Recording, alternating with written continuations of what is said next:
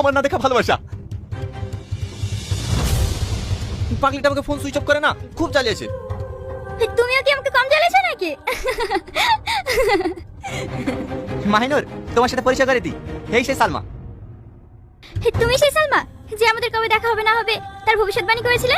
তার জন্য thank you. সবার সাথে তো পরিচয় হলো, ওদিকে আবার আব্বু ফোন করেছিল আমাদের বিয়ের দিনকে নিয়ে কথা বলবে তো। চলো। ঠিক আছে চলো। এই তোরা থাক তাহলে, আসছি।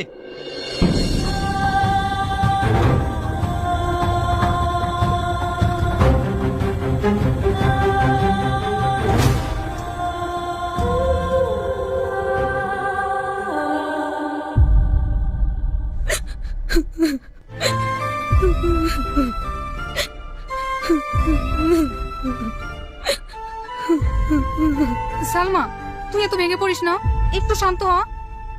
কি করে শান্ত হবো?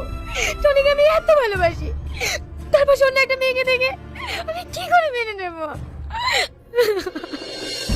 আর কাঁদিস না, চুপ কর। আমি অবাক হয়ে যাচ্ছি, তোর আংটি পড়ে আছে, তুই টনিকে ভালোবাসিস, মাঝখান থেকে ওই মেয়েটা কোথা থেকে আসলো? আমি কিচ্ছু জানিনি, আমি মনে হয় টনিকে পাবো না। না না, টনি তোরই হবে। কি করে হবে? শুনলি আজকে মেয়েটাদের বাড়ি থেকে বিয়ে ডেটটা পাকা করবে। হবে না, তার আগেই আমি টনিকে গিয়ে সব সত্যি কথা বলে দেবো। না, তুই ওকে কিচ্ছু বলবি না। ও যদি আমার ভালোবাসা অস্বীকার করে তাহলে সব থেকে বেশি কষ্ট আমি পাবো। ঠিক আছে, তাহলে তুই কষ্টই পা, আমি আর তোকে কিচ্ছু বলবো না।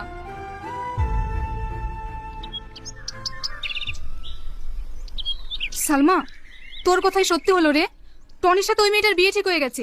টনি আমাদের সবাইকে ইনভাইট করেছে, তুই যাবি তো? কি? না না, আমি যাব না, তোরা যা।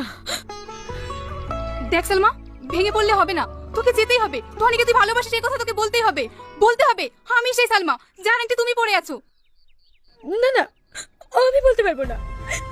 ও সুখে থাকুক, এটাই আমি চাই। তুই কি টনিকে ছাড়া সুখে থাকবি? দেখ, তোকে আজকে বলতেই হবে, না হলে তুই অনেক পস্তাবি। এটাই তো লাস্ট সুযোগ, আর কোনোদিনও পাবি না। তো চ, এক্ষুনি যেতে হবে।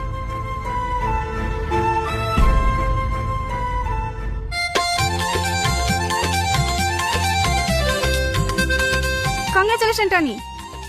আরে তোরা সবাই এসছি, হাই হাই।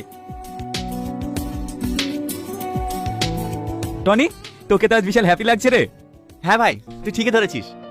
আমার হ্যাপি থাকার কারণ হচ্ছে এই যে আমার জীবনে অনেক সুখ এনে দিয়েছে। এই ভাই, তুই তো বিকারি সুখী হয়ে গেলি। আমি তাকে ভালোবাসছি, সে তো আমার সাথে সারাদিন কাজই করে।